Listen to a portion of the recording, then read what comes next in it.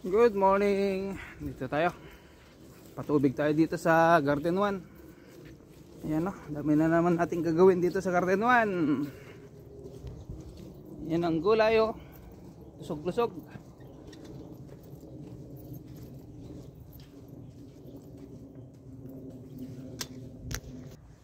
Ito na o. Ayan. May bulaklak na, pero sprayan natin. Then ayan o, lilinisin na naman, gagras kateran. Ayan. So mga ano pa yan, tama-tama, February. Ayan, daming ibon o. At ito na yung binhi o. Ito na yung binhi. Ito na yung binhi natin pang March. Malapit ng matuyo lahat. Patutuyuin natin ng husto rito. Tamang tama yan pag nag-harvest na tayo ng bago tayo mag-harvest siguro. Mga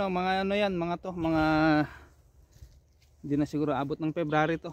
Mga 2 weeks pa. Kasi green pa yung nasa taas. Dito tayo para magpatubig. Patubig saglit. Then go mag-harvest. Open ko lang yung doon yung opening valve para dito sa banda rito.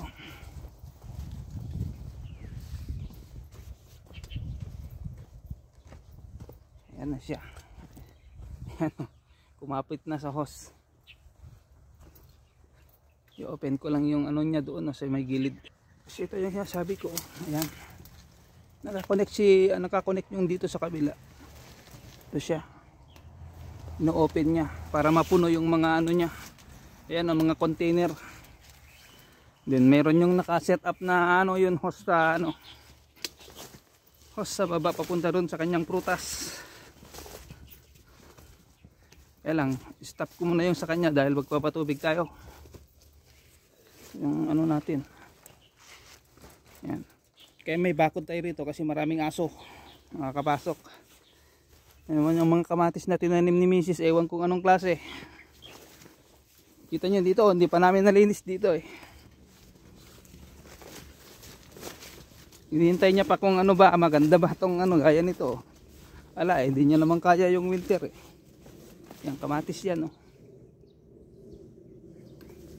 Yan, tatry natin. Mustard o mustasa.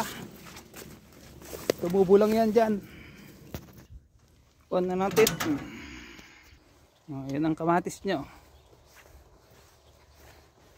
Hindi pa hinog pero orange naman, pero ibang klase. Yung parang medyo pahaba yung bunga. Hindi yung bilog. Gaya ng tinatanim namin lagi. Ito guys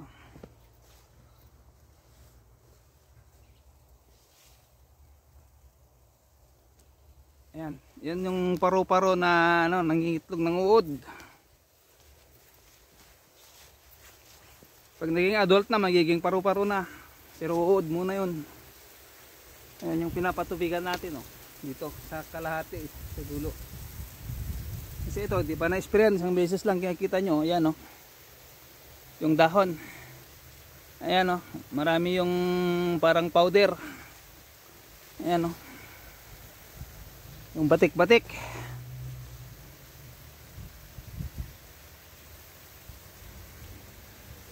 Sabi ko, ikaw nag-alaga, di mo kayang sprayan.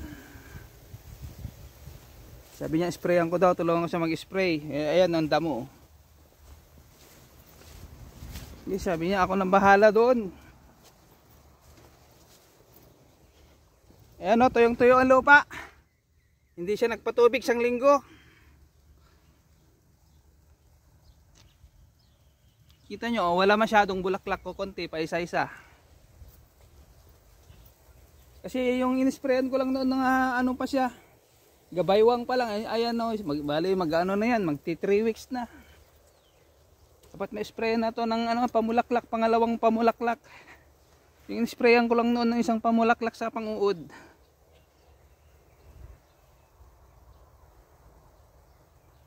Pero di bali. Ayan, may mga bulaklak naman dyan kahit papano. Sprayan pa natin isang beses. Pero mag-harvest muna tayo. Harvest muna tayo doon sa Garden 4 and 5. Pagkatapos doon dito sa hapon, hindi kung may oras pa, yung repolyo pa natin mayroon pang 1/4 o 6 na linya.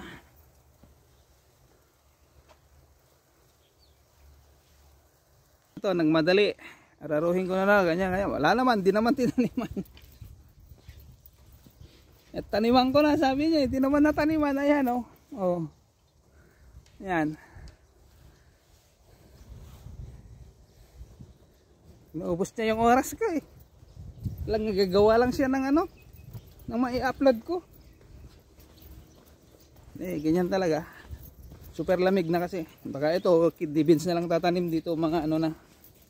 Pagkatapos may tanim yung repolyo, makataniman muna to ng kidney beans.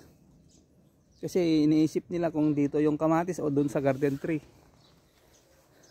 Kasi mas malaki yung garden 3 eh. Isa't kalahating hektarya yun eh.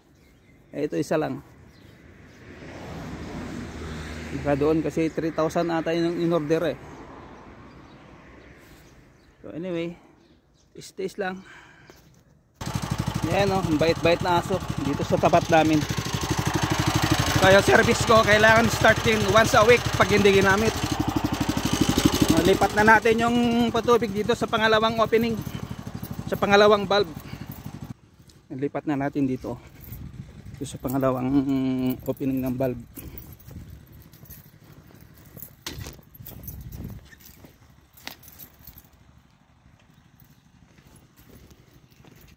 Ayan, dami na namang damo. Ayan o.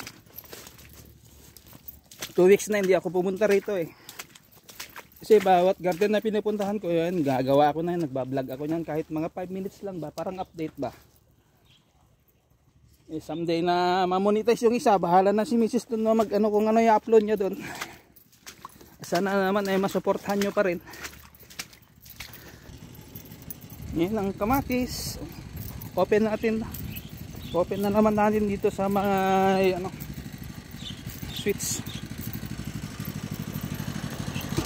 Ayan o, parang may rainbow, di ba?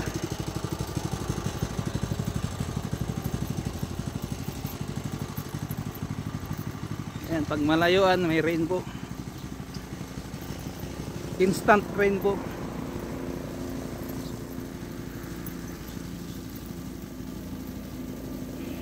Ayan.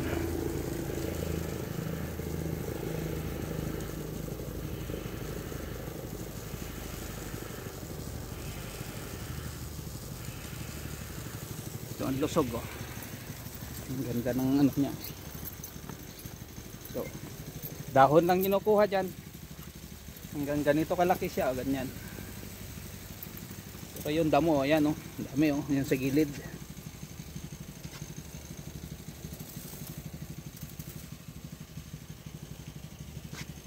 Ito yung gulay namin araw-araw.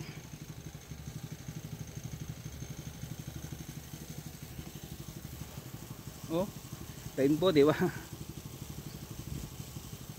Alin yan, ang patubig ko is every 10 minutes. 10 minutes yan, kanina 10 minutes dun sa dulo, sa unang opening yan, sa second opening. Mamaya naman dito. So may ano pa rito eh, pangatlong opening dito. Hindi pwedeng sabay-sabay. Kasi yung water pump doon maliit lang. 12 lang yun. 12 horsepower lang.